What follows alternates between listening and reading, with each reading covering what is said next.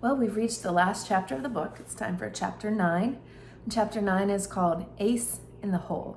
It means there's something for sure up their sleeves. That's 2 figures of speech in a row. Okay. Artemis tried the doorknob and got a scorched palm for his trouble. Sealed. The fairy must have blasted it with her weapon. Very astute. One less variable in the equation. It was exactly what he himself would have done. Artemis did not waste any time attempting to force open the door. It was reinforced steel, and he was 12. He didn't have to be a genius to figure it out, even though he was. Instead, the foul heir apparent crossed to the monitor wall and followed developments from there. He knew immediately what the LEP were up to. Send in the troll to secure a cry for help, interpreted as an invitation, and the next thing you know, a brigade of goblin stormtroopers were taking the manor. Clever. And unanticipated. It was the second time he'd underestimated his opponents. One way or another, there wouldn't be a third. As the drama below unfolded on the monitors, Artemis's emotions jumped from terror to pride. Butler had done it. Defeated the troll, and without a single plea for aid passing his lips. Watching the display, Artemis appreciated fully, perhaps for the first time, the service provided by the Butler family. Commander Root, are you monitoring all channels, I presume? For a few moments, nothing but white noise emanated from the micro speakers. Then Artemis heard the sharp click of a mic button. I hear you, human. What can I do for you? Is that the commander? A noise filtered through the black gauze. It sounded like a whinny. Oh, no. This is not the commander. This is Foley, the centaur. Is that the kidnapping lowlife human? It took Artemis a moment to process the fact that he'd been insulted. Mr. Foley, you have obviously not studied your psych text. It is not wise to antagonize the hostage taker. I may be unstable. May be unstable? There's no may about it. Not that it matters. Soon you'll be no more than a cloud of radioactive molecules. Artemis chuckled. That's where you are mistaken, my quadruped friend. By the time that biobomb is detonated, I will be long gone from this time stop. It was Foley's turn to chuckle. You're bluffing, human. If there was a way to escape the field, I would have found it. I think you're talking through your... Thankfully, it was at that moment Root took over the microphone.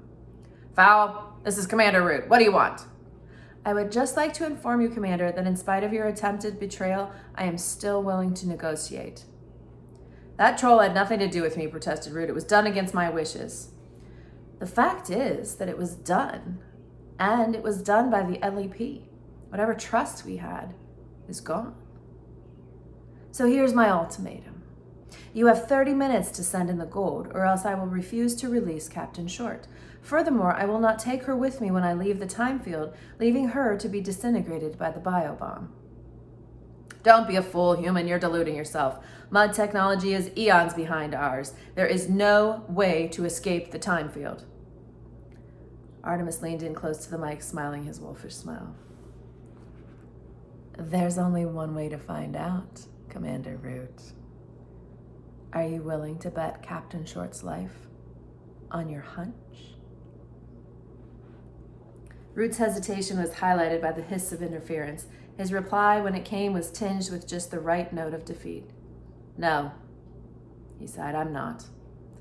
You'll have your gold, Fowl. A ton. 24 karat. Artemis smirked. Oh, quite the actor, our Commander Root. 30 minutes, Commander. Count the seconds if your clock stopped. I'm waiting, but not for long. Artemis terminated the contact, settling back in the swivel chair. It would seem as though the bait had been taken. No doubt the LEP analyst had discovered his accidental invitation. The fairies would pay up because they believed the gold would be theirs again as soon as he was dead, vaporized by the biobomb, which of course he wouldn't be, in theory. Are you wondering how Artemis plans to escape this time field? Are you thinking back to how his mother disappeared and is not in the time field? And what happened leading up to that? Like what events happened with Mom before she disappeared from this time field? And how might Artemis use that for himself and the Butlers? Speaking of Butlers, here he comes again. Butler put 3 rounds into the doorframe. The door itself was steel and would have sent the Devastator slugs ricocheting straight back at him, but the frame was the original porous stone used to build the manor. It crumbled like chalk. A very basic security flaw, and one that would have to be remedied when this business was over. Master Artemis was waiting calmly in his chair by the monitor bank. Nice work, Butler. Thank you, Artemis. We were in trouble for a moment there. If it hadn't been for the captain... Artemis nodded. Yes, I saw. Healing. One of the fairy arts. I wonder why she did it. I wonder too, said Butler softly. We certainly didn't deserve it. Artemis glanced up sharply. Keep the faith, old friend. The end is in sight. Butler nodded, even attempted a smile. But though there were plenty of teeth in the grin, there was no heart. In less than an hour, Captain Short will be back with her people, and we will have sufficient funds to relaunch some of our most tasteful enterprises. I know. It's just... Artemis didn't have to ask. He knew exactly what Butler was feeling. The fairy had saved both their lives, and yet he insisted on holding her ransom. To a man of honor like Butler, this was almost more than he could bear. The negotiations are over. One way or another, she will be returned to her kind. No harm will befall Captain Short. You have my word. And Juliet? Yes. Yes? Is there any danger to my sister? No. No danger. The fairies are just going to give us this gold and walk away. Artemis snorted gently. No, not exactly. They're going to biobomb Foul Manor the second Captain Short is clear. Butler took a breath to speak, but hesitated. Obviously, there was more to the plan. Master Foul would tell him when he needed to know. So instead of quizzing his employer, he made a simple statement. I trust you, Artemis. Yes, replied the boy, the weight of that trust etched on his brow. I know. Cudgeon was doing what politicians did best, trying to duck responsibility. Your officer helped the humans, he blurted, mustering as much indignation as possible. The entire operation was proceeding exactly as planned until your female attacked our deputy. Deputy? Deputy? chortled Foley. Now the troll's a deputy? Yes, he is. And that human made mincemeat of him. This entire situation could be wrapped up if it wasn't for your department's incompetence. Ordinarily, Root would have blown his top at this point, but he knew that Cudgeon was grasping at straws, desperately trying to save his career, so the commander just smiled. Hey, Foley. Yes, Commander. Did we get the troll assault on disc? The centaur heaved a dramatic sigh. No, sir. We ran out of discs just before the troll went in. Oh, what a pity. Oh, a real shame. Real shame. Those discs could have been invaluable to Acting Commander Cudgeon at his hearing. Cudgeon's cool went out the window. Give me those discs, Julius. I know they're in there. This is blatant obstruction. You're the only one guilty of obstruction around here, Cudgeon, using this affair to further your career. Cudgeon's face took on a hue to match Root's own. The situation was slipping away from him, and he knew it. Even Chick's Verbal and the other sprites were sidling out from behind their leader. I am still in charge here, Julius, so hand over those discs or I will have you detained. Oh, really? You and whose army? For a second, Cudgeon's face glowed with the old pomposity. It evaporated the moment he noticed the conspicuous lack of officers at his shoulders. That's right, snickered Foley. You ain't acting commander anymore. The call came through from below. You've got an appointment with the council, and I don't think it's to offer you a seat. It was probably Foley's grin that drove Cudgeon over the edge. Give me those discs, he roared, pinning Foley to the operations shuttle. Root was tempted to let them wrestle for a while, but now wasn't the time to indulge himself. Naughty, naughty, he said, pointing his index finger at Cudgeon. No one beats Foley but me. Foley paled. Careful with that finger, you're still wearing the... Do you remember what he's wearing? Root's thumb accidentally brushed his knuckle, opening a tiny gas valve. The released gas propelled a tranquilized dart through the latex fingertip and straight into Cudgeon's neck. The acting commander, soon to be a private, sank like a stone. Foley rubbed his neck. Nice shot, Commander. I don't know what you're talking about. It was a total accident. I mean, I forgot all about the fake finger. There are several precedents, I believe. Oh, absolutely. Unfortunately, Cudgeon will be unconscious for several hours. By the time he awakens, all the excitement will be over. Shame. Root allowed himself a fleeting grin. And then it was back to business. Is the gold here? Yep, they just inserted it. Good. He called the Cudgeon's sheepish troops. Get it loaded on a hover trolley and send it in. Any trouble and I'll feed you your wings. Understood? No one actually replied, but it was understood, no doubt about it. Good. Now hop to it. Root disappeared into the operations shuttle, Foley clopping behind him. The commander shut the door firmly. Is it armed? The Centaur flicked a few important-looking switches on the main console. It is now. I want it launched as soon as possible. He glanced through the laser-proof refractor glass. We're down to minutes here. I see sunlight poking through. Foley bent to his keyboard in earnest. The magic is breaking up. In 15 minutes, we're going to be in the middle of overground daytime. The neutrino streams are losing their integrity. I see, said Root, which was basically a lie. Again. Okay, I don't see. But I do get the 15 minutes bit. That gives you 10 minutes to get Captain Short out of there. After that, we're going to be sitting ducks for the entire human race. Foley activated yet another camera. This one was linked to the hover trolley. He ran a finger experimentally across a trackpad. The trolley shot forward, almost decapitating Chick's verbal. Nice driving, muttered Root. Will it get up the steps? Foley didn't even look up from his computers. Automatic clearance compensator, a 5-foot collar, no problems. Root speared him with a glare. You do that just to annoy me, don't you? Foley shrugged his shoulders. I might. Yes. Well, count yourself lucky my other fingers aren't loaded. Get my meaning? Yes, sir. Good. Now let's bring Captain Short home. Back to Holly's perspective. Holly hovered beneath the portico. Orange shards of light striped the blue. The time stop was breaking up. There were only minutes left before Root blue-rinsed the whole place. Foley's voice buzzed in her earpiece. Okay, Captain Short. The gold is on the way. Be ready to move. We don't bargain with kidnappers, said Holly, surprised. What's going on here? Nothing, replied Foley casually. Straightforward exchange. The gold goes in, you come out, we send in the missile, big blue bang, and it's all over. Does Fowl know about the big blue bang? Yep, knows all about it. Claims he can escape the time field. That's impossible. Correct. But they'll all be killed. Big deal, retorted Foley, and Holly could almost see him shrug. That's what you get when you mess with the people. Holly was torn. There was no doubt that Fowl was a danger to the civilized world. Very few tears would be shed over his body. But the girl, Julia, she was innocent. She deserved a chance. Holly descended to an altitude of 6.5 feet, head height for Butler. The humans had congregated in the wreckage that used to be a hallway. There was disunity between them. The LEP officer could sense it. Holly glared accusingly at Artemis. Have you told them? Artemis returned her stare. Told them what? Yes, Fairy, told us what? Echoed Julia belligerently, still a bit miffed over the mesmerizing. Don't play dumb, Fowl. You know what I'm talking about. Artemis never could play dumb for very long. Yes, Captain Short, I do. The biobomb. Your concern would be touching if it extended to myself.